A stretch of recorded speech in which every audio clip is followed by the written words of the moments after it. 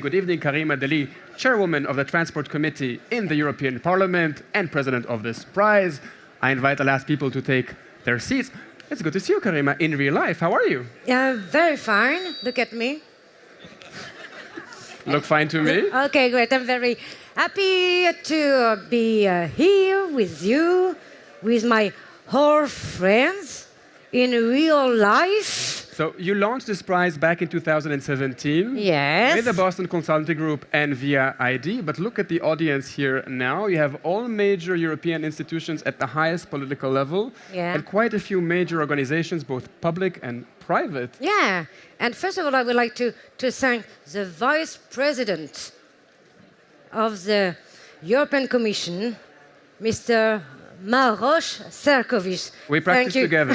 Maroš, yeah, thank you very much.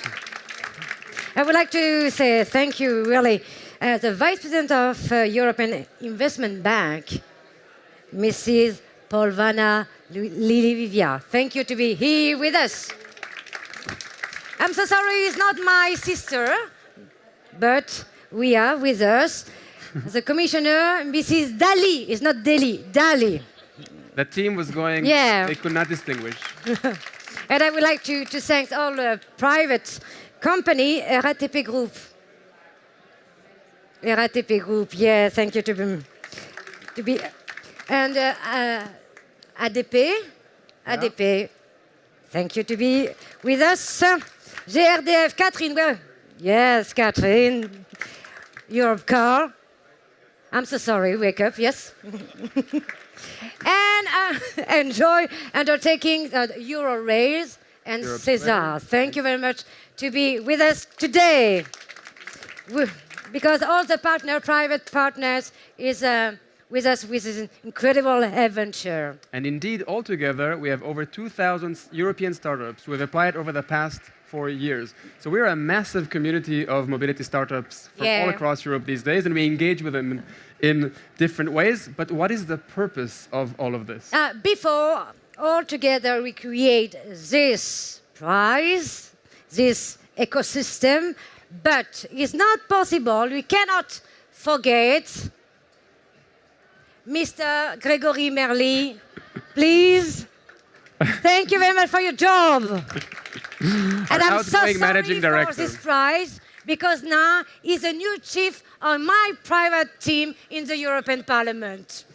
You know, in Eurovision, there's like the Dutch guy in the back who's making sure that everything is working properly. So we have him there in the back, going over the votes, making sure that everything is working for us tonight. Okay, that's right. So the goal. We have a goal. You have a goal for the prize?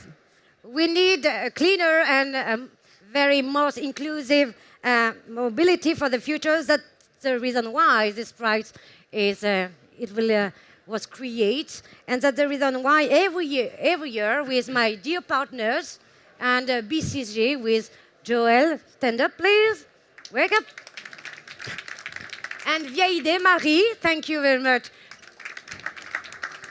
and to select 10 startups, and the purpose is to scale up more visibility. We make a new partnership with a company, access funding, and we mentor them to scale across Europe borders.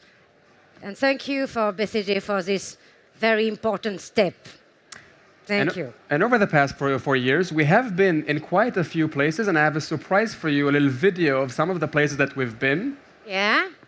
So, for example, in Paris, in Brussels, in Berlin, and we went digital during the pandemic, and we kick off the new edition in Tallinn, in Estonia, and I'm very happy to be here. We come back in Paris today, really. Yeah, you're about to see the virtual version that we had in the midst of the pandemic. Yeah. But let me remind our audience that the 10 startups that will pitch tonight are already winners, even though they're still competing. They have been selected among almost 600 applications that we received. Yeah. And they were selected via a very rigorous process of selecting the best ones, developed by VID and the Boston Consulting Group. First, their applications were read by several independent evaluators. We had a pool of over 50 independent evaluators, and only then the top 50 went through at least 1 hour in-depth interview with our jury. So those who ended up here were not selected by chance. They were the best that we received this year. Karima. Very serious, Dan. Very serious.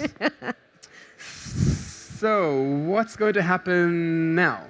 So, today, our 10 best startups will get their technology, and only 4 best startups will get our Gold Awards, which entitle them also with mentoring with Boston Consulting, and tomorrow they will have a European round during 6 months. Of acceleration. 6 months in acceleration, yes. So good luck, but the next step is in Toulouse with VID and Ertico. Very quickly is the next week. Yes, very short. Yeah. Over the next 6 months, there will be many different events to help our startup scale, and the next one is really coming up soon. So how is it going to work? Like I said, the 10 are going to pitch.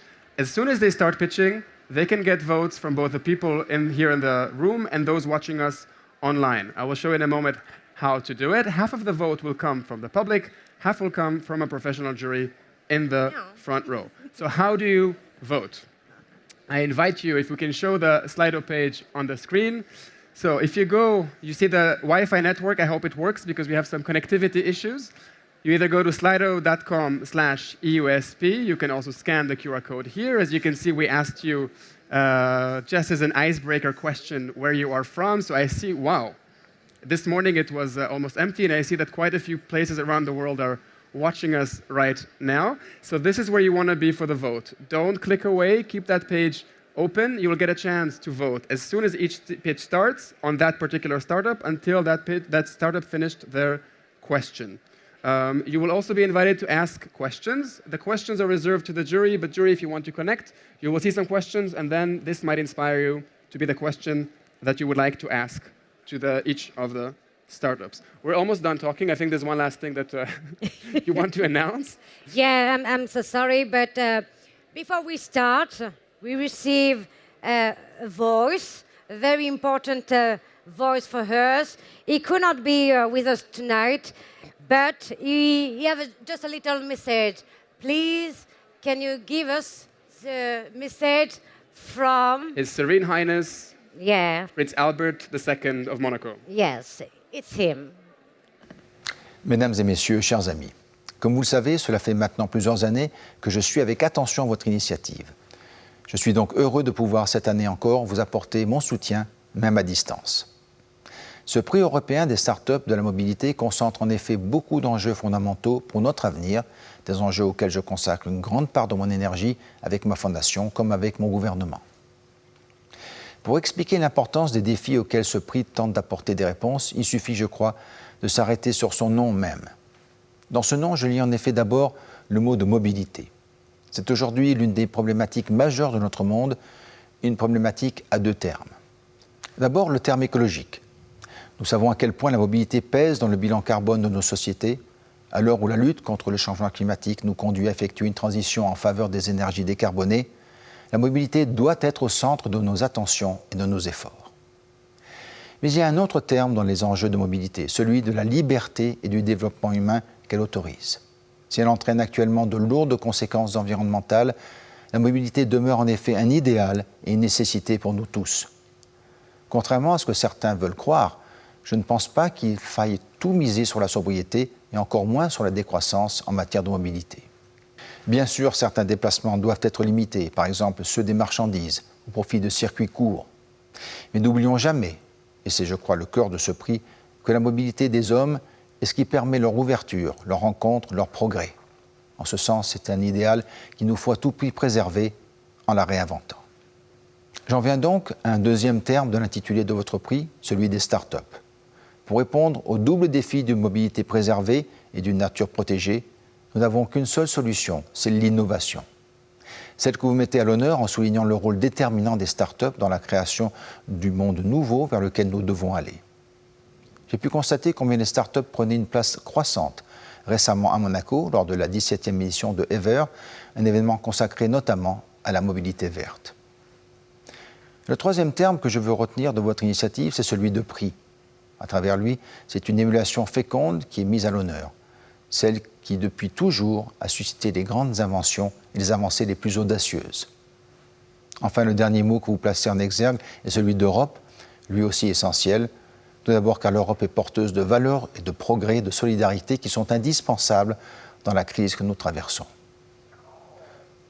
Ensuite, parce que l'Europe, si souvent inquiète de son avenir économique, doit trouver dans cette révolution vers des sociétés décarbonées les ferments d'une nouvelle croissance, plus responsable et plus durable, conforme à ses valeurs et à ses atouts. Enfin, parce qu'à l'heure où l'Europe, à l'occasion de la crise ukrainienne, doit reconsidérer son approvisionnement énergétique et sa dépendance à des puissances étrangères, la transition énergétique apparaît plus que jamais comme une nécessité impérieuse pour notre continent, sa liberté et son indépendance. Pour toutes ces raisons, je veux aujourd'hui vous apporter tout mon soutien et vous dire l'importance de votre démarche. Et je veux surtout souhaiter bonne chance à tous les candidats que vous avez réunis, en sachant que leur présence est déjà le témoignage d'une victoire importante contre la destruction de notre environnement. Une victoire surtout contre le renoncement. Je vous félicite donc tous et je vous souhaite bonne chance. Merci. So thank you, Serena. Highness, he's not only a prince, he also invests through his foundation, so quite important for our community. But Karima, enough talking. I suggest that without further ado, we start the pitching process. Okay, we can start now. Merci. Can we get the transition? Nope, the transition, but never mind, we can skip the transition. I invite... We have the transition or no? No, we move on. Okay, so the first pitch is coming from the Netherlands, and I invite Berenice van Gessel, co-founder of BAQME, to tell us about your technology. You have 3 minutes and then 1 to answer a question. Your camera is there. There are many people watching online. Good luck. Thank you very much. Is it working? I don't think it's on. And now it's on. It's on, all right. Thank you very much.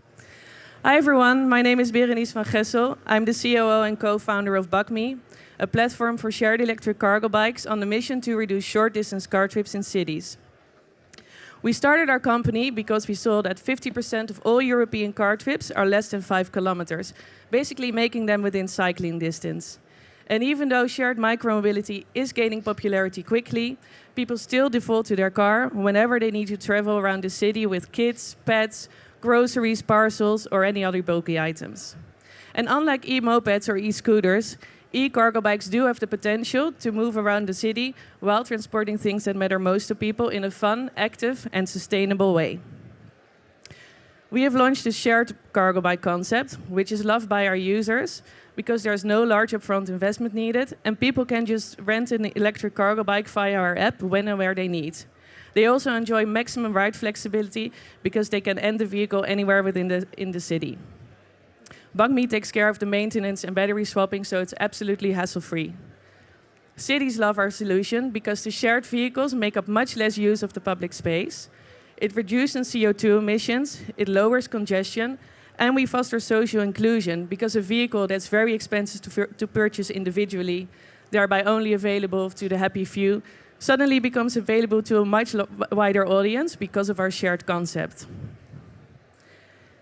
And like I said, the cargo bike have an endless amount of use cases. It's not just for families with young children, but it's also for the person who likes to pick up their Christmas tree, move around crates of beer around the city. We even saw students move entire households with our cargo bike. So if it fits in a car, it probably also fits in a BAQME. A lot has happened since we first launched our service early last year in Rotterdam. What happened, we started with a fleet of just 20 vehicles, and we quickly scaled our fleet to over 350 electric cargo bikes, making us the largest provider of dockless cargo bikes in the world. Next month, we're expanding internationally for the first time, and we're also launching our third Dutch city. We have a very loyal and happy customer base with over 2/3 of monthly recurring users. And we also recently expanded into a B2B service offering, where entrepreneurs can use a cargo bike to move their parcels or flash delivery in a more sustainable and efficient way. And a lot has happened even since I last shared this slide. It's already outdated. Since launch, we've accumulated over 20,000 downloads, have done over 35,000 trips, and we're just getting started. We're very much looking forward to scale our solution to multiple European cities and provide a much-needed solution in the mobility transition. Thank you very much. Bravo, perfectly on time. Keep the microphone. I can just say it's a shame you're not in Brussels because it's exactly what I need for my kids. Jury, does anybody want to grill our first pitch? It can come from your Slido, it can come from your minds, and I think Marie, yes, there should be a hand mic coming your way.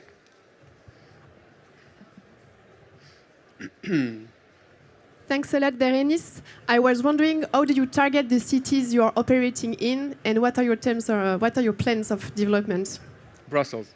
So, of course, basically any major city in Europe which is facing mobility issues, which is basically every large city. Cities we are looking to work with, they generally tend to have limited public space, CO2 emission problems. So there's a large amount of cities we're currently speaking with, and there are a lot of cities have already expressed interest to work with us. So the future looks bright. Thank you. Perfect. Thank you, Berenice. And from the Netherlands, we're going to Spain. And from shared, yes, we can give her applause. And from shared mobility, we're going to e-mobility. And I'm inviting Candace Safri-Neufeld, CEO and founder of BIA Power. Floor is yours. Wait for the timer to show you 3 minutes, not 1. Can we correct the timer to 3? Perfect. Go for it. Hi, my name's Candace. I'm the CEO and founder of BIA. The problem that we're addressing is unmanaged electric vehicle charging. And in particular, we look at environments that serve fleets. Just hold it closer to your mouth so we can hear what you're saying. Okay. Sorry, oh, there we go. I can hear myself. Okay, so unmanaged electric vehicle charging is really what we are looking to address. Particularly, we look for environments where there's groups of chargers together. So environments that serve bus fleets, electric bus fleets, corporate fleets, or even multi-use charging sites. And also we look at virtual pools of chargers together. And in these environments, we see expensive costs that come from energy cost, also comes from infrastructure, high peak loads, and actually increases demand for non-renewable energy. The solution we've built is a software solution that allows for EV charge management that lowers costs, enables efficient operations, and enables smart, clean growth. We have 2 core offerings. Really around data services, we have a data aggregation and a business intelligence that goes across different brands of chargers and allows for our customers to understand their costs, their loads, their flexibility potential, and what's actually going to happen as their EV needs grow. So our simulation and forecasting tools lets them to see what happens when you go from 10 chargers to 100 to even thousands of chargers in multiple sites. Our optimization is a real-time application that actually will manage the charge real-time to lower costs behind the meter, so savings on energy tariff optimization, as well as load balancing, greener charging, and battery health. We also have a module for grid services, so we can deliver demand response in V2G. Here's an example of one of our customers. They have 6 sites, over 140 chargers, 3 different brands of chargers, and on-site solar. We were able to reduce their peak load by 72% while maximizing solar consumption. We're a market leader in Spain. We've opened Belgium, and actually this week opening France. We have, within our existing customers, we are managing 4 megawatts of capacity right now. Within the next 12 months, just with those customers, we'll be at 42 megawatts. On top of that, we have a customer pipeline worth over 40 million euros that we're actively addressing and converting. Our competitive advantage is really twofold. On one side, we really have a go-to-market strategy that we think is unique. Early on, we addressed these environments where not many competitors were looking. So we looked into places where there were real-time operational constraints today. So that's where there's groups of chargers behind 1 meter, and they're needing to have prioritized charging and real optimization to ensure that they have operational efficiency. The other area of competitive advantage is really in our tech. We can co-optimize against multiple constraints. We're white-labeled and delivered via an API. So thank you. I hope that I hope that you can get in touch for funding or a demo. Perfectly on time. I'm very impressed how you all timed yourself for 3 minutes. I remind you that you can still vote during the time of each pitch and questions online, either on the Brussels Times website or slido.com/EUSP. So right now you can vote, for example, on BIA, and I'd like to invite the jury once again to grill the second pitch, Vice President Šefčovič, which I know has a special affinity to electromobility and batteries. Indeed, indeed. I just would like to ask you about your experience with the vehicle-to-grid connection. How does it work? How it helps to balance the grids? If you can tell us a little bit more about that. Sure. So we have a project actually with Acciona in Spain on vehicle-to-grid. And I think that in general, this is something that is going to be commercially viable and scalable maybe in a couple years. But what we're seeing is there's huge loads that are happening, and they're almost always simultaneously happening with existing peak load. So if we can not just do what's called V1G, so we can change the charging infrastructure, the charging behavior to be shifted out. With V2G, we actually pull power from the batteries and actually support the grid. And this is really important as we grow on the grid side, more and more renewable energy. So as intermittents become more and more predominant, they're going to need more and more balancing assets. And so we could build huge batteries everywhere, or we could have more peaker gas plants, right? Or we could get at a granular level and start to virtually pool together all this flexibility and all this generation that would actually come from individual batteries. So long term, we think it's a big game changer. Time to commercialize, and why we focused on V1G, which is really the ramp down side, is because that can happen now, and we want to be positioned for as V2G happens in the future. Brilliant. Thank you, Candice. So your online voting is now closing on you and opening on Go Sharing. We're going back from Spain to the Netherlands, which was our star country this year, and this is Lloyd Drop, Chief Growth Officer at Go Sharing. 3 minutes, the floor is yours, and voting is now open on him. Climate neutral by 2050. In order to achieve this goal of the European Union, we need to make major steps, especially in the field of mobility. My name is Lloyd Drop, and together with Go Sharing, we try to replace ownership with sharing. And before I give you a better understanding what Go Sharing has achieved so far, I would like to take you back into history, because that's why Go Sharing was founded in the first place. 200 years ago, the first bike was invented. A little later, the first moped, and a little later, the first car. And these inventions were life improving because we were able to travel faster from A to B. And we thought, you know what, we need to scale this. We need to hand out cars and mopeds and bikes to everyone. So we did it over decades and decades and decades, till we are here now at this very moment. Because today, 2022, we have more than 7.7 billion people living on this earth, and 50% of them do live in cities and urban environments. In 30 years, in 2050, 9.2 billion people will live in cities. Sorry, 9.2 billion people live on this earth, and more than 70% in cities. So can you imagine what happened with your own city when everyone brings their own car, their own moped, and their own bike to the cities? So where we had a great invention in the first place, we now need to figure out how we keep this invention great. And that's what the 3 founders of Go Sharing thought. In 2019, 3 founders thought, okay, let's get this invention and let's make a reinvention. So what they did, they came up with implementing shared bikes, shared moped, and shared cars into a mobile app that you can actually hire when you need it, where you want to go. In 2019, the 3 founders started, and as of today, we have 200 people in this company. We started in 1 country, in 1 little town, and we're active in 4 countries at the moment. From 1 city to 59 cities, with 150 vehicles to 15,000 vehicles. We want to make impact now and not in 2050, and that's what we're actually doing. Because today, in the last 2.5 years, we got over 1 million app downloads. That means 1 million customers in Europe, in the 4 countries we're active in. With a multi-modal proposition, we allow people to travel from door to door. You don't need your own car anymore. You just take our app, get your ride, and go from E to B without any hassle. Over 15,000 vehicles have been deployed. And with that, we became, last year, in 2021, the biggest shared electric moped operator of the world. We saved over 7,000 tons of CO2, comparable to more than 8,000 flights between Amsterdam and Barcelona. And we want to continue this journey. We actually want to plant 500,000 trees this year to give back to Earth. And our mission just started. And the only question I would like to ask you, if you would like to join us. Thanks. Okay, there might also be one question that they want to ask you. Jury? Catherine from GRDF, yes. French gas company. Thank you very much. Just one question. What are the main principles of our business model and how do you intend to deploy on a European scale? Sorry, could you please repeat that? I couldn't hear it. What's the main principles of your business model, economic business model, and how far do you intend to extend your application on a European scale? Yeah, so at this moment we're active in 4 countries and we would like to scale farther to over 100,000 vehicles in 2 years.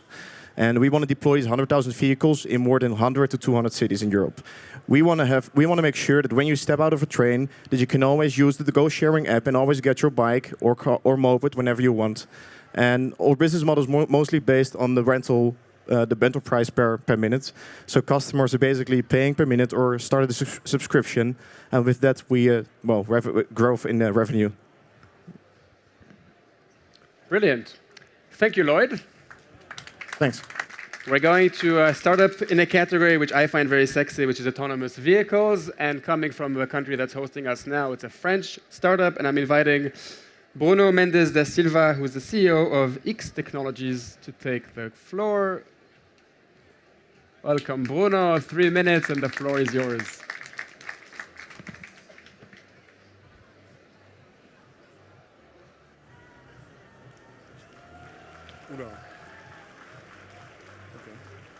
Sorry. Today, I came to talk to you about this little kid. Like every children, he grew up thinking that cars was the best thing in the world. And that one day, when he'll be older, he'll be driving around to go wherever he wants. But the thing is, as he was getting older and seeing, he saw that cars wasn't that sustainable that it was mentioned. It was causing accidents, traffic jams, pollution, and was very expensive to own. His whole world was shattered. But sooner, a new promise came to light, which was autonomous vehicles. Autonomous vehicles is the new generation of vehicles that is supposed to answer all the challenges that I've cited before by being smart, safe, sustainable, and shared. The question is when. Since 2015, there have been many announcements about to advertise the massive deployment of autonomous vehicles in the cities, but we haven't seen anything yet. And when you look at the development processes of this technology, you see that the more they are progressing, the more they are accumulating an ever-increasing amount of data that is becoming very difficult to process. This caused the development workflow to be very manual, cost-intensive, time-consuming, and unscalable. My name is Bruno. And together with Arnaud and Etienne, that you see here, we co-founded X Technology, a smart data management solution for autonomous systems. So what is it? We think, first, that we need to move from a big data continuous recording approach to a smart data event-based data management approach. Our product is a very modular software that enables engineering teams to automate the workflow and by enabling them to implement triggers into the system so they can automatically extract the most relevant data. This benefits from, brings team productivity, cost saving, and accelerating time to relevant data. So where we are today, we have raised $2.5 million. We have a client all over the world in 4 different countries. We are a team of 20 people and growing. We have been accelerated by the top institution in the world. And we are the proud winner of the European Startup Prize, and we hope to win the Golden Award. Finish the sentence. That's we still have some. And to finish, I just want to say that. Yeah, the sentence I said. One sentence. To finish, I just want to say that in order to reach the maximum level of accuracy to deploy autonomous vehicle globally, development teams won't necessarily need more data. They'll need better data sets, the smart data. Okay, perfect. Yes. Applause is absolutely appropriate. Before we ask you for questions, there's one apology that we have to make. This event, as I said, is an official event of the French presidency of the EU, and we are very glad to be as such. And among our jury, we are very happy to have Madame Claire Barito, who's the director of the French Agency of Transport Innovation, Agence de l'Innovation dans les Transports. So apologies for not mentioning you right from the start. We are delighted to have your logo as part of this event. It means a lot to us. It shows the trust that you have for us. Now I'd like a question from the jury to Bruno. Come on, jury, don't be so shy. Marie? Yes, it will be me. Bruno, maybe can you explain us a specific use case you have in mobility with some of your clients? Of course. So, wait. I was about to finish with the story of the little kid that we started, but our clients are mainly autonomous driving companies or autonomous driving project into global larger companies. What we help them to do is, for example, to improve their AI. For example, they want to improve their pedestrian recognition. They will need data on a pedestrian, right? So instead of collecting data, amount of data that maybe there's no pedestrian in it, we provide them with our solution that they can configure into collecting specifically data on pedestrian, and that data will go directly to the cloud, and they won't be able and they won't have to process all the data, but just process the data that they need, which means the pedestrian one. Thank you. Yeah. Brilliant. So yeah, we can close, sorry. Being distracted also by the noise outside. Brilliant storytelling, Bruno. Our 5th startup and the last one for this first session. Going back to the Netherlands, I don't know what you eat there, but everybody is an entrepreneur and ending up on our stage. And this is Amber Epler. She's the co-founder of Novos. And I don't know, Change Now people, if there's anything we can do about the noise, that would help, huh? Not to distract our presenters. Please, 3 minutes. Well, hello everybody. Very happy to be here. And this is a Dutch, but also a French company. So, because otherwise you will have to ask why I have such accents. So I'm going to talk to you about Novos. Novos, 79%. 79% of the batteries we receive in 2021 have been repaired by Novos. Thousands of batteries used in soft mobility, such as e-moped, e-scooter, e-bike, that would have been sent to destruction. Novos has been created in 2019. At that time, we were convinced that the actual scheme, extraction, production, use, and recycling was not the right way to go. We envision a circular economy for lithium batteries. It's now a reality. We managed to extend the battery life thanks to our 2 repair factories in the Netherlands and in France to serve the whole European markets. Would you consider to send your car and to throw away your car at its first failure? That's nonsense, and that's why we also envision way more. We envision to repair several times this battery. We envision to send afterwards, after the first extension of life, to develop a second life for battery being used in other applications, such as solar industry, for example. And only after that, we consider that those batteries need to be sent to recycling to recover some of the raw material. Do you realize how high the reduction of the environment impact can be?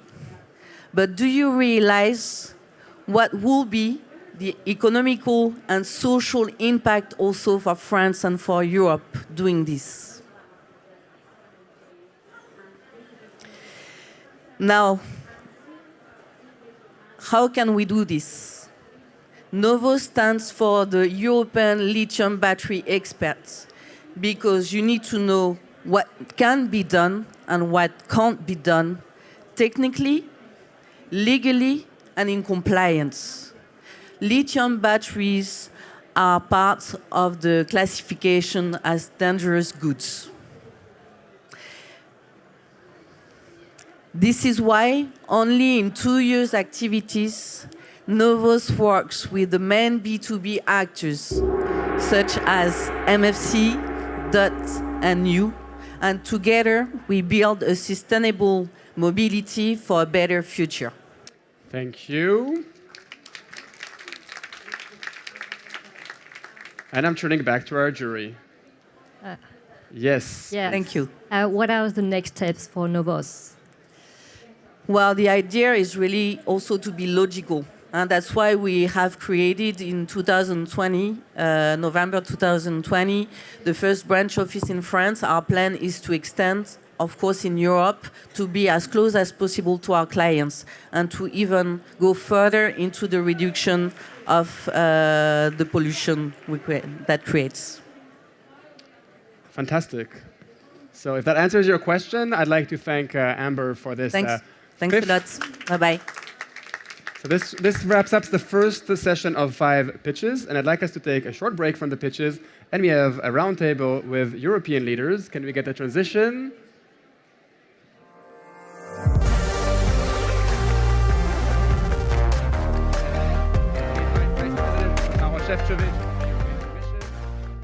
Yeah, Vice President Maroš Šefčovič of the European Commission, please join us from that side, and Vice President of the European Investment Bank, Madame Pavlova.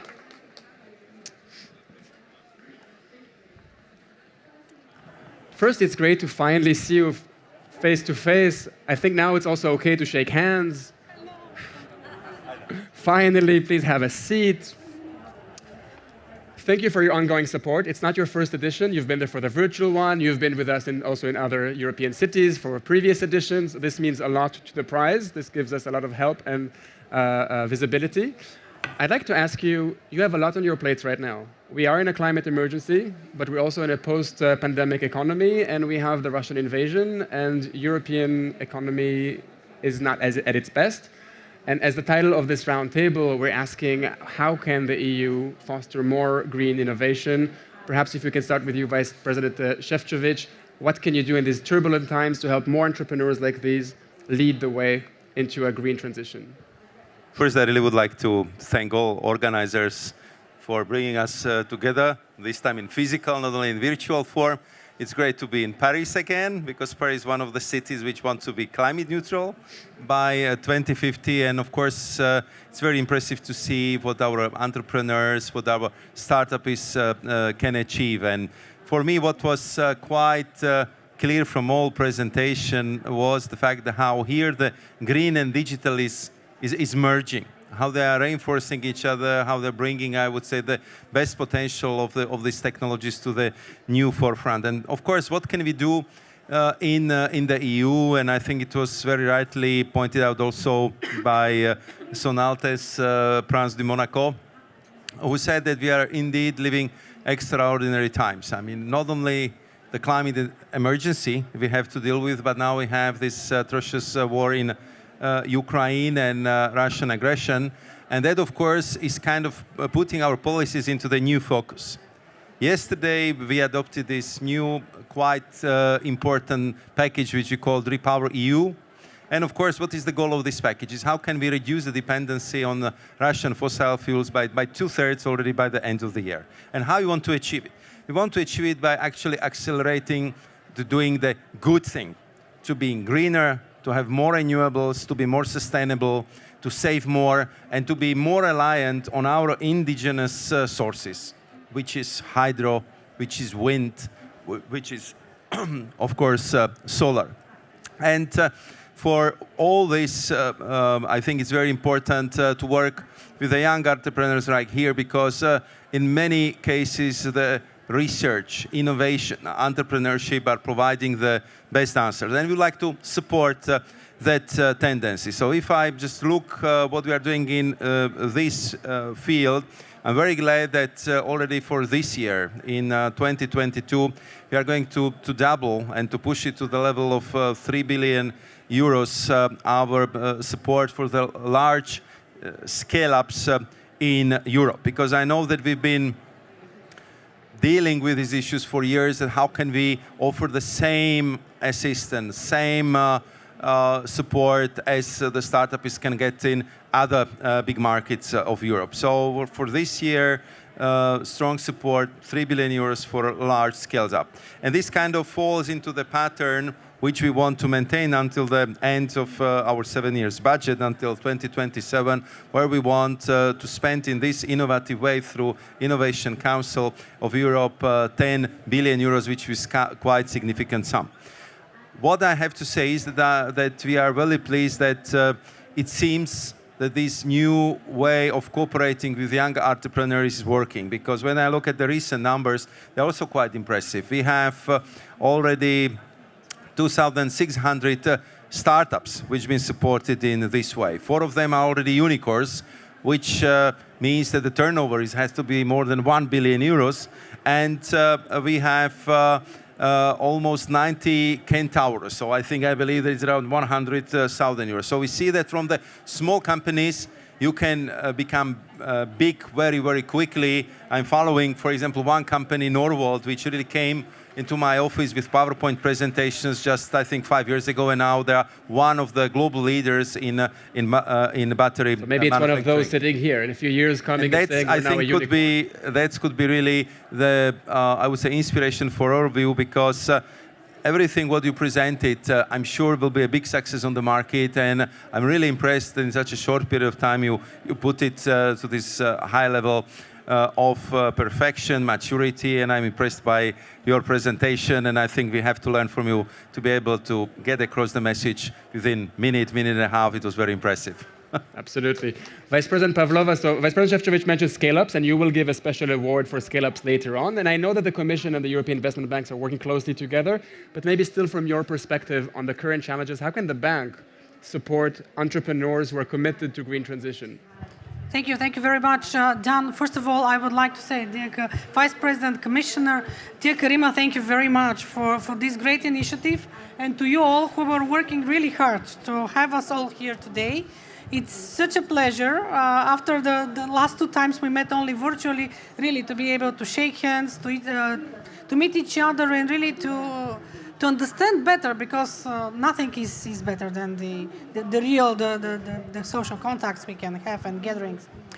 But coming back on the topic, I believe that if we can say that the COVID pandemic was a wake-up call for digitalization, current crisis, because every crisis should be seen as an opportunity, is a wake-up call for green transition, for energy transition, and for innovation. And this is an excellent opportunity for all of us, because at the moment we are challenged and we are facing multiple crises altogether. On one side, we are still recovering, and we were faster in recovering from the pandemic, thanks to the joint effort and to the common European response which was provided. And on the other side, we are somehow having this, climate change, which has no borders. It's not European problem, it's global problem.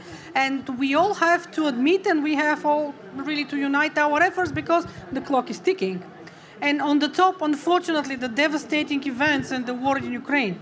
And this invasion, this war is bringing additional more crises on the top, more challenges, economic crisis, energy crisis, humanitarian crisis.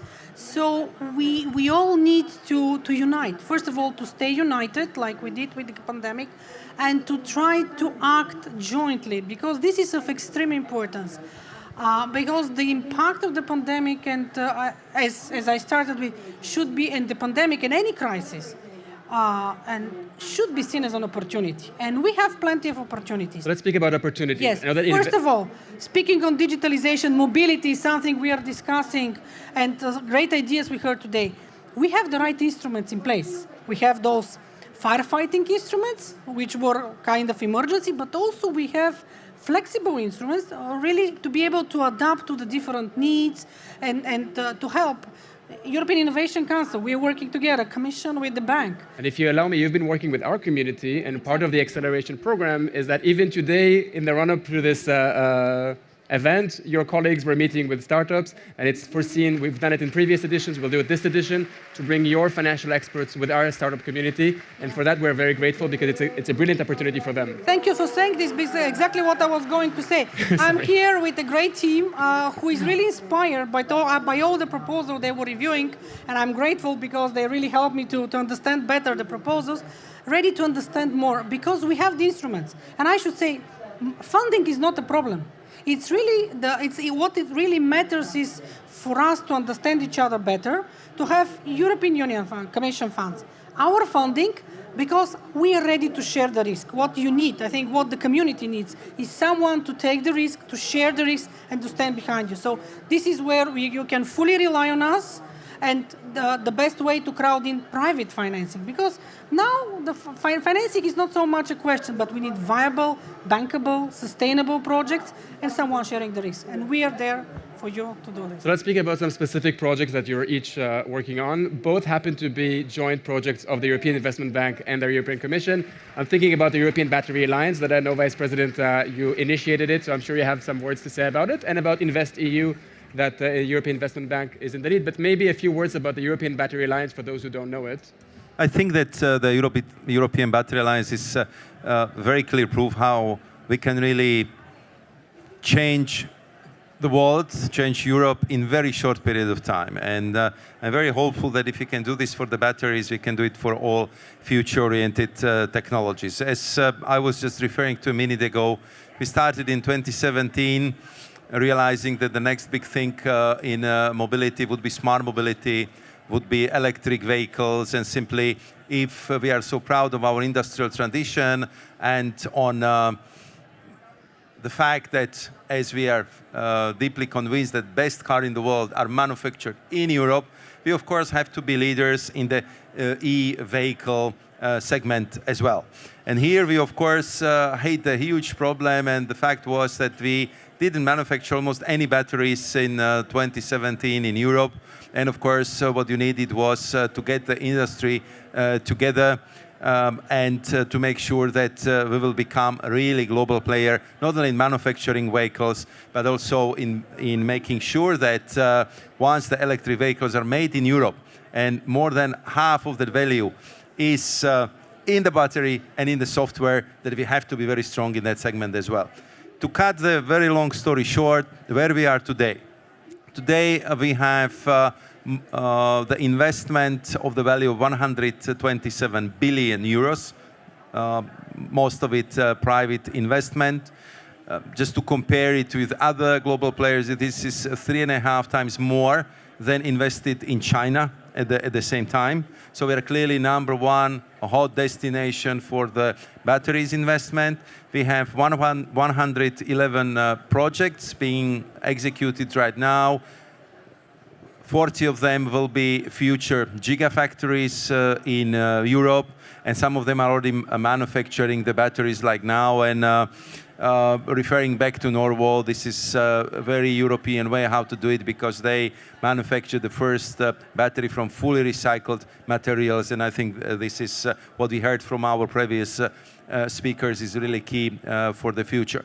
So by 2025, we want to be clearly number 2 if it comes to the number of batteries manufactured. We believe that we should be able to manufacture batteries for 8 to 11 million vehicles in Europe.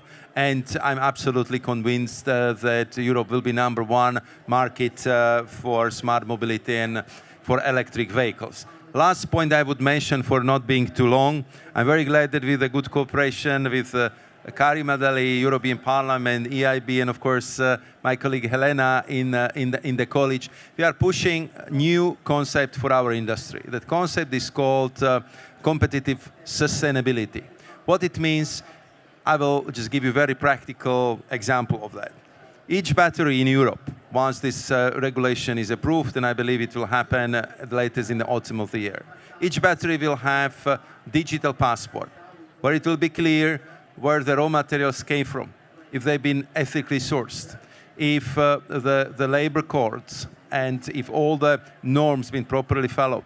What is the carbon footprint of this battery, and what I think would be a good news for our colleagues from Novos, for example, how it will be recycled afterwards, because we have to focus on recycling and we have to focus on making sure that we have enough critical raw materials. And by this measure, we just simply will tell to all global players, you want to export batteries to Europe, fine, but you have to respect these very demanding, sustainable criteria. And I believe that we are doing, in this way, very good service for Europe, for European industry, but also changing a little bit the world, because we are bringing sustainability to the new competitive level as a very key criterion. And I hope that the world will follow us in this endeavor. And to reach that goal, you also gave a special prize in electromobility in a few moments. Don't tell us to whom. Vice President Pavlova, maybe a few words about InvestEU, which I understand also is significant for the entrepreneurial community. Just one sentence before the InvestEU, just as a follow-up on this great initiative by the Vice President and the Commission itself. What we do have and we do support is, first of all, deployment, for example, of charging stations. Extremely important. Our target is 1 million charging stations, because if we speak about green mobility, it's impossible if you don't have the right infrastructure. So we have the right instrument. And this is extremely important, but ideas like recycling, sharing, I mean, this is also something fully eligible and for something which we are prepared with some special tailor-made instruments. By saying this, I should say that we are the largest financier of innovation venture capital in Europe. Only last year, we invested more than 20 billion in support of innovation, startups, and the sector. So what we do have now as a new instrument, InvestEU, which is built upon the success of so-called Juncker Plan, or investment plan for Europe, then putting together all other different 13 instruments under one umbrella to make it easier, to make it faster, to be more flexible. We are the main partner of the Commission in the implementation of InvestEU. It consists of 4 pillars. One is, of course, sustainable infrastructure, supporting SMEs, innovation and digitalization, and last but not least, social dimension together with skills and education, extremely important element. 30% under all pillars should go for green investments, and this is extremely important. It's a lot of money. 30% of quite a lot of money. Yeah. So as I said, money are not a problem, and definitely startups are really our main counterpart, my main player in developing new ideas where we are ready to stand by and to support. That's why this event and the startup prize is a great opportunity also for us to reach out, to see and to understand. One example, we have under InvestEU so-called green transition thematic envelope, under which we will be supporting specifically innovative companies in energy, mobility, digitalization, bioeconomy, circular economy, providing the necessary support which they need. Because what we are special about that, apart from the bank, which is providing venture debt, quasi-equity, we do have our, as we call it, special financial arm, our European Investment Fund, a provider of riskier financing. So through them also we are ready to provide and to have put more risk, let's put it like this. But on top, something with which we as an institution are unique, I should say, from other financiers, that we do provide in-house, with our in-house experts, technical advisory support, technical financial support, in order really for the structuring, for these early stage ideas to grow and to become viable. And this is something of which we are proud of, because we have more than 800 engineers and specialists in different sectors, which could really address the different sectors and the different opportunities. So this is something. This is how we are going to do this. Thank you. Okay, this is my earpiece, and that's Jean-Pierre in the back who's telling me we're running out of time. But before I let you go, I just want to thank you once again, not only for being here today, you've been engaging with our community of startups. Vice President, you hosted startups in our, I think, second edition to speak about policy. One of the things that the prize does, and I think nobody else does, is to crowdsource policy ideas among startups and bring them to the EU, because they don't have lobbyists. They don't have anybody sitting there and representing them. But when we try to group them and make them speak in one voice, we build a bridge between the startup community and policymakers. And I know that you're going to... And I think it's first and foremost, I have to congratulate to all the young people. So to all of us in Liliana, no? We're still young. Because it's a year of a European youth. Year of Youth. And of course, I will be very happy to host young entrepreneurs in autumn in Brussels. I would like to hear from you about the ideas of the future, about the challenges you have to face. How can we help you more? And I'm sure that together with my colleague in the Commission, in the Parliament, and European Investment Bank, we will be making sure that these instruments are easier and easier to use for all of you. So we will invite some young entrepreneurs as part of the European Year of Youth. Vice President will invite a group, not all of you, to Brussels, and that's foreseen for fall. So that's another opportunity, and that's why I invited you to talk about it, to bring the startups to speak to you directly, which we find. And I know that Commissioner Dalli also met today with the startups. So these kind of encounters are very meaningful, Vice President. Just one special attribute to French presidency, just I wanted to say, because the great initiative in support of startups, in support of really challenging special efforts for startup innovations in Europe, to have this vibrant ecosystem in Europe is of extreme importance. So we also committed ourselves in supporting this great initiative in order to make it a reality as soon as possible. So just one compliment. In that spirit of collaboration among across borders and institutions, thank you so much for being here again today, both Vice Presidents. And you will come back on stage in a few minutes for your special category prizes. And with that, we're going to move to the second round of pitches. Can we get the... Yep. And the next one to come on stage is Sam de Smet, your CEO of OTIV, also working in autonomous vehicles. As soon as you're ready, no, we need 3 minutes for him, not 4.5. So just wait for your timer to say 3 minutes, and then you can go ahead. We can reset his timer, please.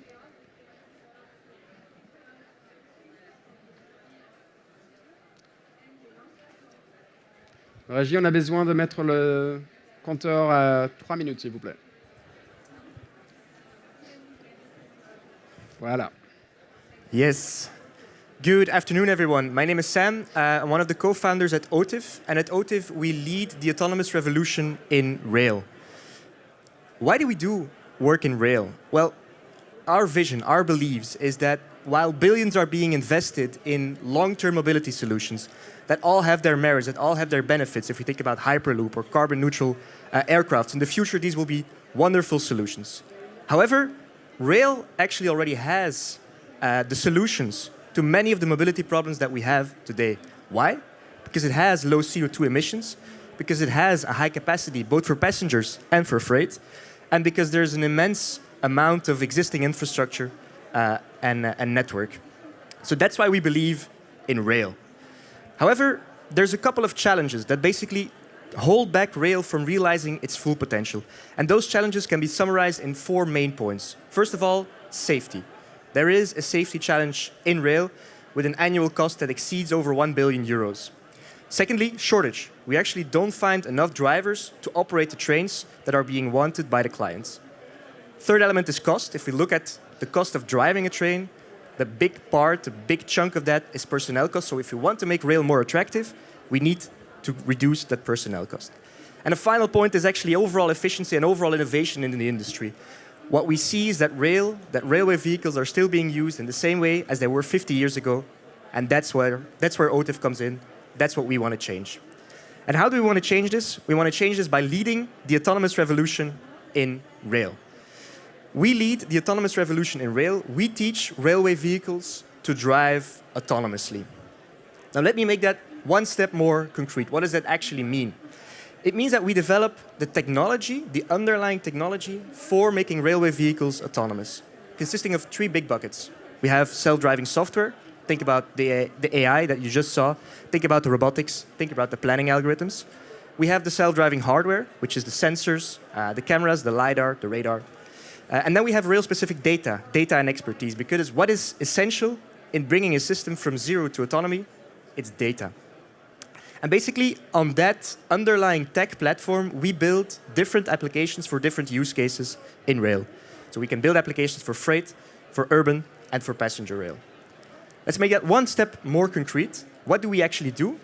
We have devised or designed an optimal go-to-market strategy for this railway industry, starting by tackling a couple of very specific assistance issues. So we grow from assistance towards full autonomy. We know the industry.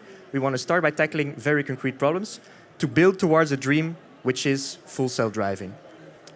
And we're actually succeeding in that because we're already working together with some of the biggest names in the industry, operators, OEMs, and some very important ecosystem partners. Thanks a lot. Thank you, Sam. No, stay. You're still being grilled. Yeah, great. Let's see by whom. Who wants to ask a question? Vice President Pavlova, please.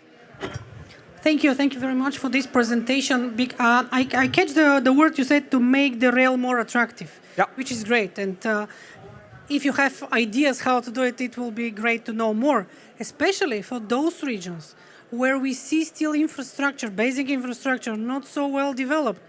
Are those solutions compatible there? Because this is the only chance to attract more interest, to incentivize. Yeah, absolutely. Super interesting. What we see is that rail, in our vision, rail is actually the backbone of a future sustainable mobility system. So really rail as the backbone, both on a national level and a local, a city level. What we see with autonomous solutions, autonomous rail solutions, what we see is that we can actually bring life back into, for example, very old or no longer used lines that are now just economically not viable to use anymore. And with autonomous technology, you can bring back the life into those region and those lines. Brilliant. Thank you, Sam, from Belgium. Thanks. Our next one is a German company, but also moving to the Netherlands. So something is happening there. And this is Andrea Mocellin. I guess it's a Mocellin. I guess it's an Italian name. We're all good Europeans crossing borders, and you are the founder of Revolve Air. The floor is yours. Thank you very much, Dan. And welcome, everyone. I'm Andrea Mocellin, founder and inventor of Revolve Air, the wheelchair in a new form. First of all, why do we need the wheelchair in a new form?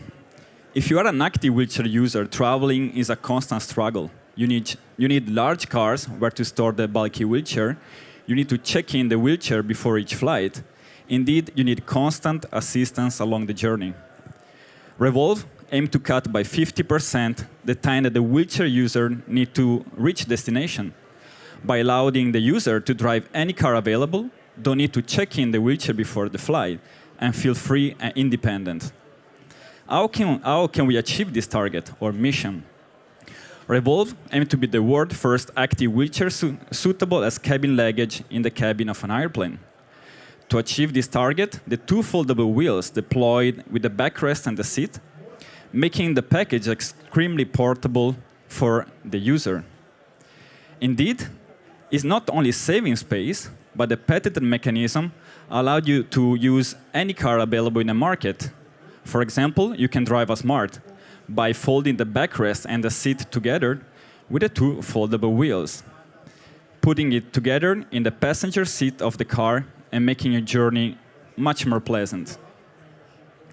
The project is being self-financed until March last year. It was a self-project launched through LinkedIn and quickly received millions of feedbacks around the world. again with Red Dot Award, Innovation of the Year Award, and most recently Time Magazine Best Invention 2021. But most importantly, we got 12,000 wheelchair users which won this wheelchair today as early adopters. They are influencers, they are travelers, they are athletes, they are everyone that want to feel free and independent. For them, it's a game changer. And for this reason, we want to compete with a lightweight, affordable wheelchair market. But don't forget that we are saving 60% more space when the wheelchair is folded, making basically Revolve a total new architecture and product in the wheelchair industry. The way to market, we aim to launch a limited edition wheelchair to give to early adopters in the way to reach the global market in 2 years' time. Indeed, the team grew. I'm the founder and inventor with experience in global UMs and startups as designer. And we have Dexet Technology and Paisy helping us to develop with the engineering company with background in Formula One, both wheels and chair, together with the accelerator program of Toyota and Allianz. But we are not only a wheelchair company. We want to be a community. We want to improve the public service and the wheelchair service. And we want to be an educational program for helping people with inclusion to improve universities and accessibility all around the world. Thank you very much for your time. Well done with the disturbances around, and thank you also for reminding us that the prize is not only about sustainability, but it's also about inclusion, which is brilliant that we have a finalist here on stage. I've also been asked to remind you that every time a startup comes on stage, the voting opens on our platform, and every time they get off, we close it. You can vote for a startup at a time, and now you can vote for this guy. And now also, judges, if you would like to ask a question to Andrea, go ahead and grill him, and Vice President Pavlova, please go ahead. Thank you for your very interesting proposal. One question about affordability, because you still to be defined as price, but I think price matters in this specific case, and affordability and really accessibility. These are the two big, let's say, elements which we need to address. How you plan to do it and what can be done about it. Absolutely a good question, because the price of the product comes from the demand. We have 12,000 people worldwide that want this wheelchair. Means that we can manufacture thousands of wheelchairs for these users. We want to start with a limited edition wheelchair because we want to give to early adopters the opportunity to improve the product because it's not in the market yet. And the price will come with the demand and the manufacturing level. So if we are able to manufacture 4,000 wheelchairs per year, we can drop the price by 60%. Means that we can compete with any other wheelchair in the market today. But it all depends by the capital we're going to raise. We're going to start the fundraising campaign in a few weeks, as the project is being self-financed by myself and the partners in the project. And the mission basically is to give a democratic wheelchair to all the users. Brilliant. We're now going to stop voting for Andrea and Revolve, and we're going to start voting on the next pitch. You're going to have to help me with the pronunciation of your name. Peter Nijila from Poland, Vice President for Business Development at StorkJet. Was it more or less? Nijila. Nijela. Yeah, thank you very much for introduction. My name is Piotr Nijela, and I represent an amazing startup that helps airlines save fuel and reduce CO2 emissions. Shall the timing go down? Thank you. Okay, so we live in challenging times now. 2.5% of the global CO2 emissions comes from the aviation industry. And if we put this amount of CO2 into 1 meter high square, its area would be larger than the entire Germany. And these numbers are astonishing, and to do something, and we need to do something with it, and we need to act now. So there is a huge pressure on the whole aviation industry to reduce CO2 emissions. And from the business perspective, fuel is the biggest airline cost, so they need to optimize it to be competitive. And our answer to that need is airlines' fuel efficiency software. So what we do is we take data from the aircraft, put it into our software, and with artificial intelligence, we optimize over 40 areas of airlines operations. With that, they reduce CO2 emissions, save fuel, and increase the profit. How it works in more details, with artificial intelligence, we can simulate any flight scenario and recommend to the airline the most efficient one. With that, they adjust their fuel policies. And the third step, the most important one, is to involve pilots in this process, as pilots are the key players because they operate the aircraft. And the fourth step relates to monitor savings and CO2 reductions over time. So we have many success stories. For example, Volaris, a low-cost carrier from Mexico, reduced CO2 emissions with our software by 31,000 tons and saved $6.7 million in just 1 year. So we have customers in both Europe, Asia, and both Americas, serving at the moment 2% of the global aviation market. And with 11 new airlines, we are just starting this optimization journey, offering system trials for them. Summing up, in 2021, we have reduced CO2 emissions by over 100,000 tons. This is the equivalent of 17 million trees that would be needed to absorb this amount of CO2. In cash, our customers, so airlines, saved over $23 million. And when it comes to company, to StoreJet, we are based in Poland. Our team consists of over 30 experts in the area of fuel efficiency, aircraft performance engineering, data science. We have been granted with 4 European Union research grants to master the technology that we use. And we have doubled the revenue last year. So thank you very much. That will be it from my side. In general, we look for smart money, for cooperation with new airlines, and for visibility. Thanks. So visibility, hopefully we gave you some. Usually we get hundreds of thousands of people watching us online with the Brussels Times. Other opportunities are along the way, I hope, in the next 6 months. But judges, if anybody wants to take this one. Alain Sibert from César Joint Undertaking. Thank you, Piotr, and congratulations, a fantastic project. How do you motivate pilots to actually take what I understand is an advice that your system provides to them? It's a very special population. Yeah, that's a very good and challenging question. So how to motivate pilots? We need to at first share to them reliable messages in a positive and continuous improvement atmosphere. So for them, we developed a dedicated application which is installed on the tablet in the cockpit. And over there, we inform them before the flight what are the optimal policies. And after the flight, we share feedback like, hey, you have saved this amount of CO2, and hey, you can still improve over here. Yeah, so this is a kind of a engaging them in this fuel efficiency process. Brilliant. Thank you, Piotr. Thank you very much. Okay, this was the 8th out of 10. For those online, I remind you that you can vote each time for the startup on stage. For those in the room, if you're struggling with the internet, there is Wi-Fi here. The network is changed now, and the password is changed now 2022 in small letters. So you can also vote. The judges are voting manually because their votes are worth 50%, but anybody in the room, you can just connect on your phones and come and vote. The next pitch. I'm sorry? No, we have the next pitch is Vianova, and I'd like to invite Thibaut Castan, CEO and founder of Vianova, for your pitch.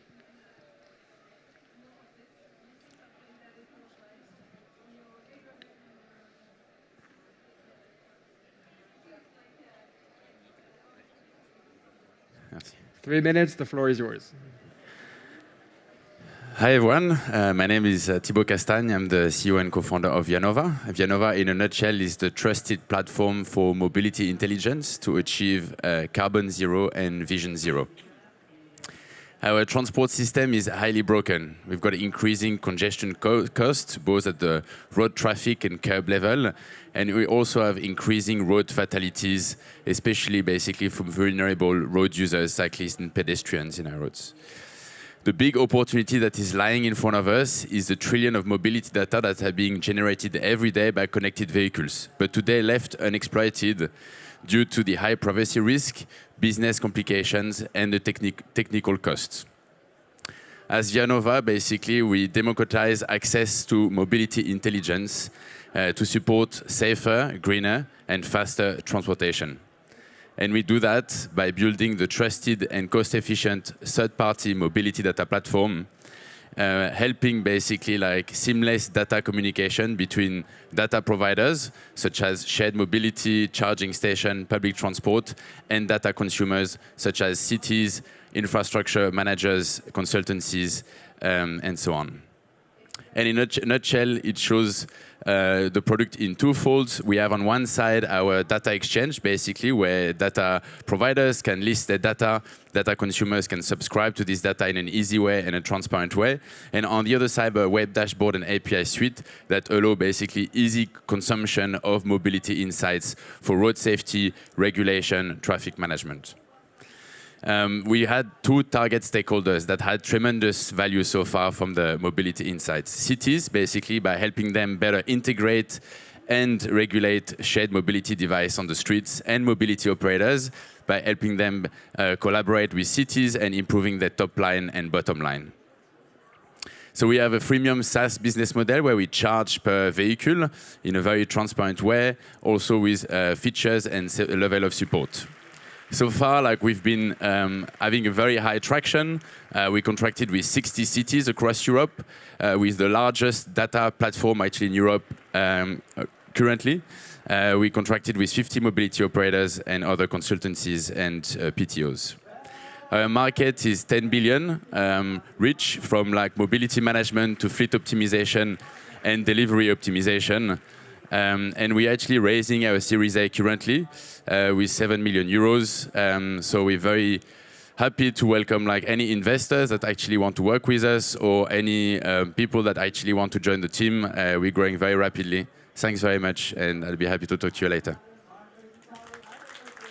Okay, thank you, Thibaut.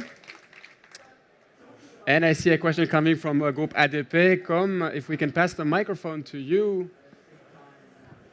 Perfect. What's the incentive for data providers to share and monetize their data on your platform? So there are two kind of like data providers. They're the ones that are basically sharing data for regulatory purposes. So it's happening more and more, like shared mobility providers do have to do that now to actually access the license or the permit. And now you have more and more European regulations, which is a very, very good, that are actually obliging car companies to basically share connected vehicles data specifically on road safety, which is very, very important basically for incidents management and traffic management. So this is the first fold. The second fold basically is to monetize their actual insights. So we have like car companies such as Stellantis, Renault, Daimler that are basically generating tons of mobility data. If you look at the last speech from Luca Di Meo, he said that 30% of the business of Renault needs to be software related by 2030. That means that they want to create data application that actually can bring revenue to OEMs.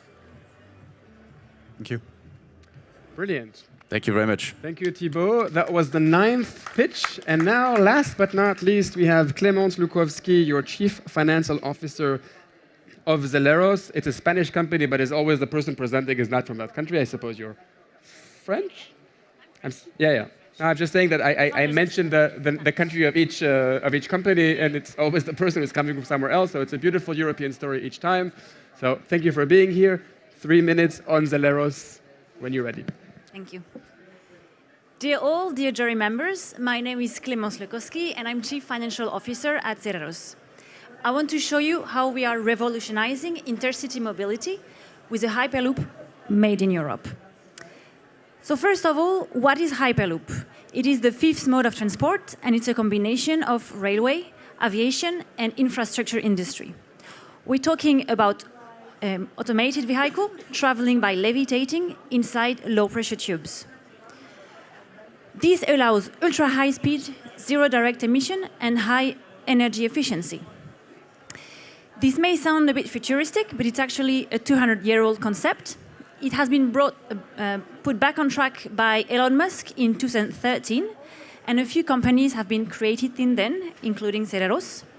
And since 2018, the industry and the institutions are bringing their support and investing in the concept.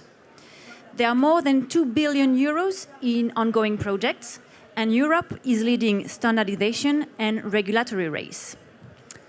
But where could this race lead us to? a global hyperloop network would move 7 billion people per year and would generate trillionaire revenue opportunity and save up to 6.3 gigatons of CO2 by 2050. At Zeleros, we are making this a reality. So we started in 2016, awarded by Elon Musk at a student competition.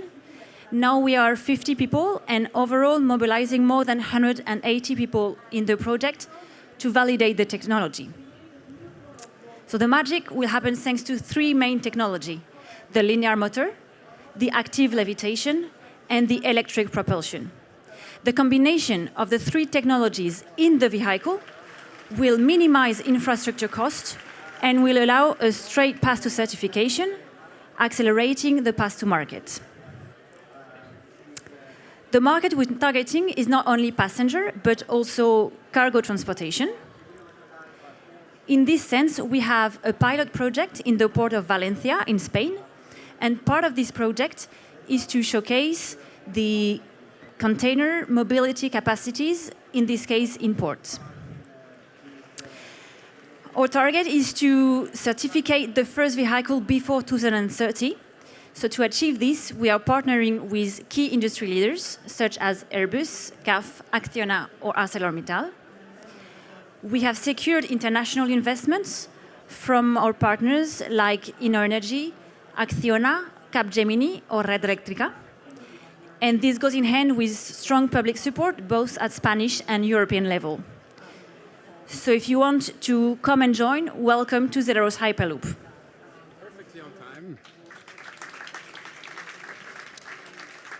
And this will be the last opportunity to ask a question, and I see Carlo Borghini, Managing Director of Europe's Rail, wants to grill you. Yes, absolutely. How you will convince people to take a tube into which they will close down and travel at 1,000 kilometers per hour for maybe 2,000 kilometers? Well, I would be happy to go faster to see my family and friends, and I'm already traveling in tubes to go across the mountains. So, for you, it's a no-brainer. Fair enough. Okay, with this, we're now going to close the last voting of the last startup. We are now going to collect the vote of the jury. They were taking notes on a piece of paper, and Gregory is coming to pick it up from you. We're also going to close the online voting. And what we're going to do now in the backstage is count the votes and make sure that we count them correctly. Half will come from the jury and half from your online voting. While we're counting the votes, we'd like to do another round table with European leaders. And if we can get the transition to our next one, the next round table, I'm very glad to invite Helena Dalli, EU Commissioner for Equality. Please join me on stage, and Carlo Borghini. Just make sure you leave your votes before you join us, Executive Director for Europe's Rail Joint Undertaking.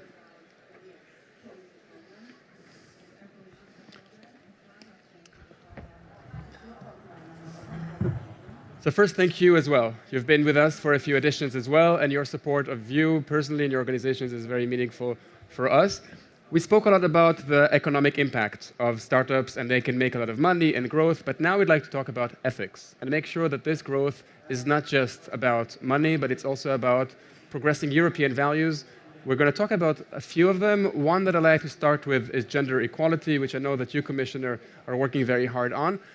I would just want to mention that part of our award criteria were about inclusion of women, either startups that were led by women or had them in their leadership. You saw it on stage. I mean, we're a very diverse group of startups. It wasn't the only criterion, obviously. But I'd like to ask you what you're doing in your capacity as EU Commissioner to encourage more gender equality in companies around Europe. Yes, thank you. And I was very happy to see, as you say, women on stage in this area, because we still have to work on getting more girls and women in science. And where women are already in science, it's important that they are in leadership positions so that they can also serve as role models. So we really have to do away with stereotypes which normally do not channel girls into these areas of science and technology. So that is something that we say in our gender equality strategy, where we have a specific section on stereotypes and how to unlearn what we have done for deprogram, for what we've done for so many years, and even though inadvertently sometimes discouraging girls from entering into this very, very, very important field. So that's about also what little girls are taught, what books they're given at a very early age, what they are aspiring for, who are their role models. So that is all part of the culture change which we need to bring about.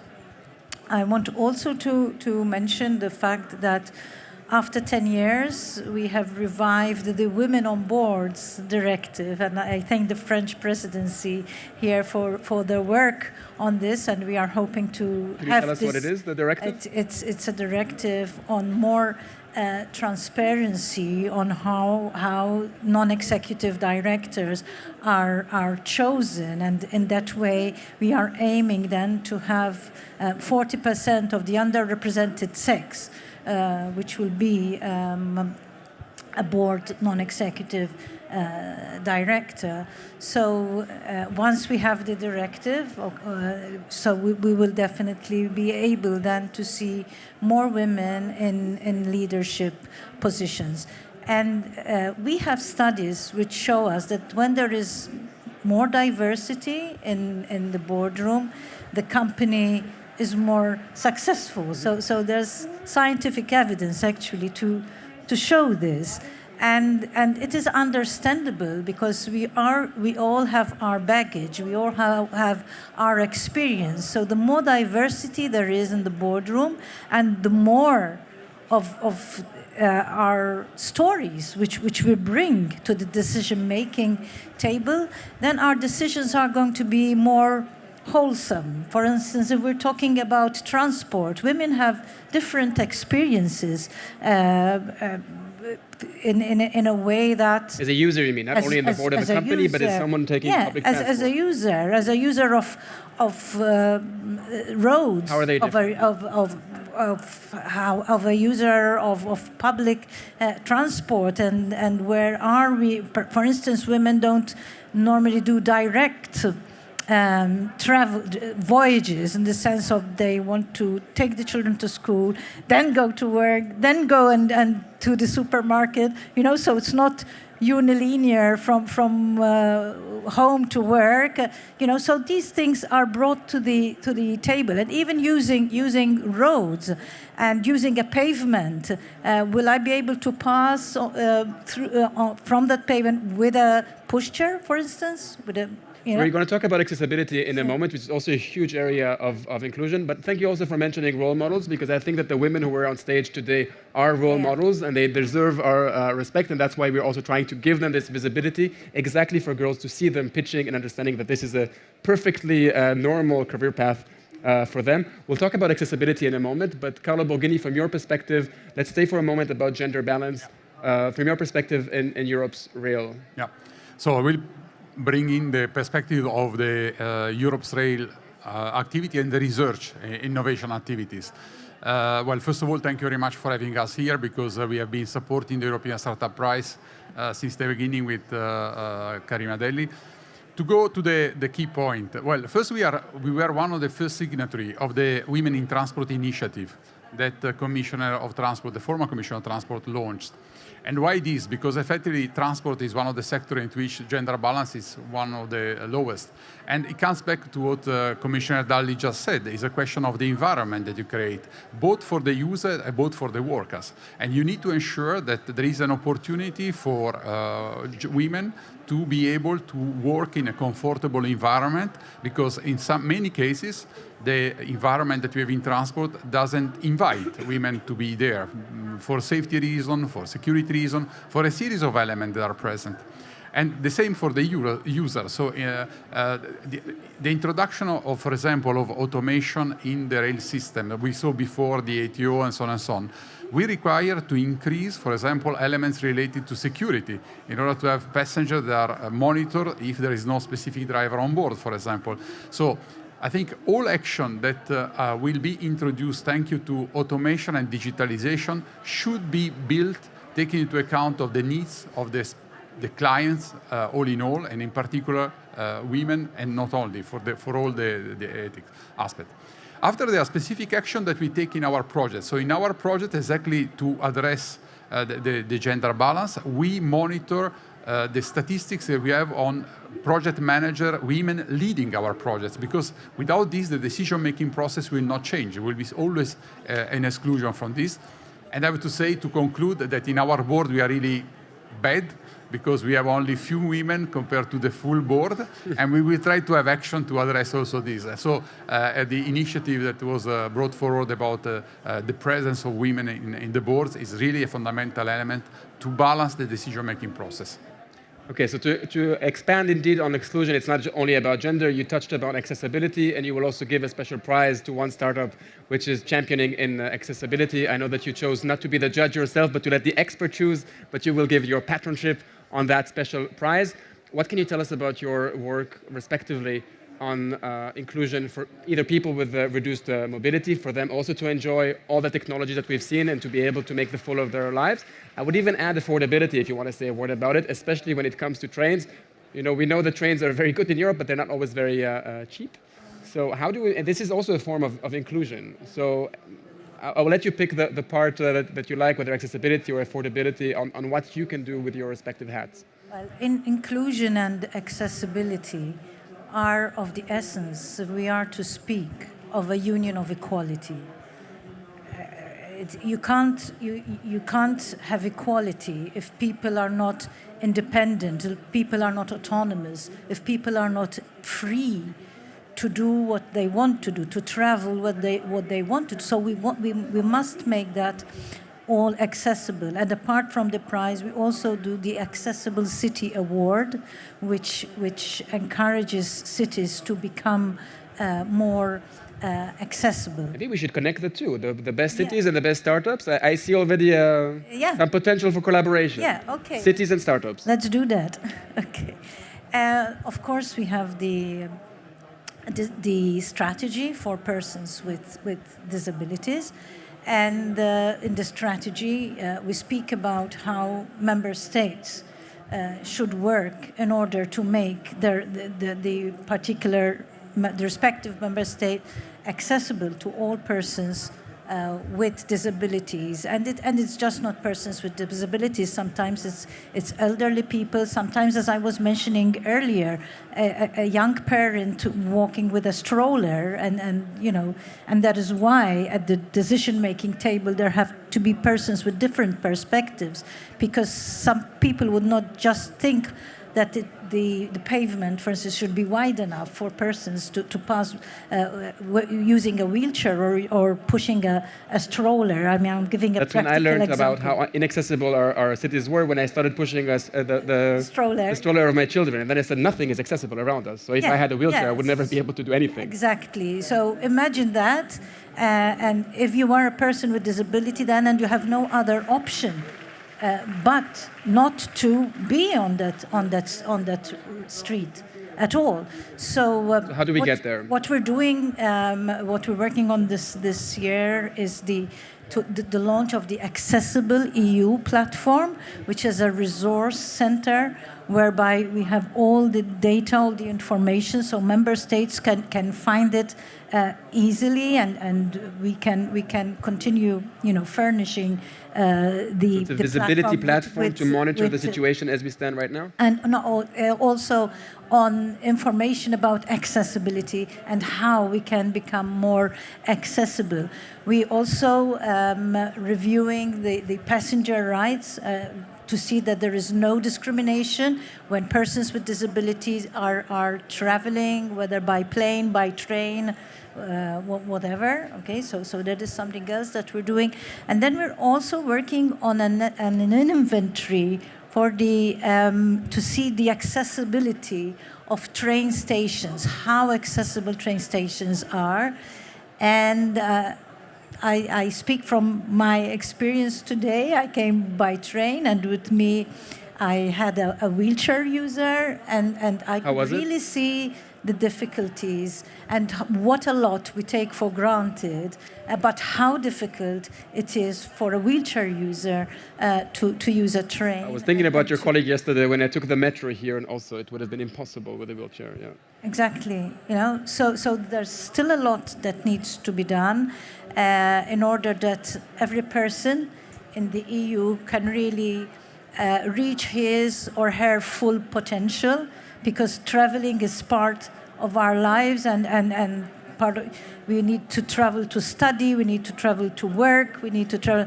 So we really must work much harder to make our cities accessible, because there's 87 million persons with a disability in the EU alone. So if we don't take this work seriously as we should, then look at what a lot of persons we are excluding from doing normal things which we take for granted. And also there's the economic argument. Look at what a lot of talent we will be using. So it's not just the moral argument that every person should have his or her rights which are safeguarded, and that every person should have the opportunity to reach his or her full potential.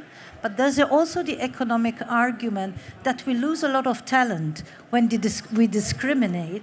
But it could be we are discriminating inadvertently. Nobody wants to do this on purpose. But then I'll come back to your first question. That is why we need to have diversity in the boardroom, so that people with different needs can bring up these issues, and we are in our decisions we are more inclusive.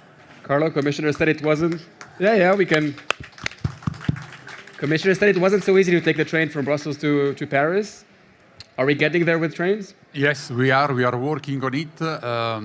But I would like to go back to what Isaine said, and people want to travel. We want to have a sustainable travel. And transport, as the Commissioner said, can be double, can be a mirror. It can be a divide, and if we don't address these type of issues, it will be a divide. We will go towards transport poverty. We will isolate the classes. Or transport, and in particular rail, is a connecting people region around Europe. And on this value, we need to create the new rail system, and this is what we are trying to do. And we have two specific activity. The first one, we are really looking in the problem that I think Commissioner Dalli and her colleague have maybe experienced today. So we are looking on redesigning train interior to increase flexibility, to create a solution, looking at the flow in the station. But this is not sufficient. Because with automation and digitalization, we will introduce new concepts that will influence the way mobility will be organized, much more interconnected. And this type of evolution has to take into account the needs of all European citizens, and not only.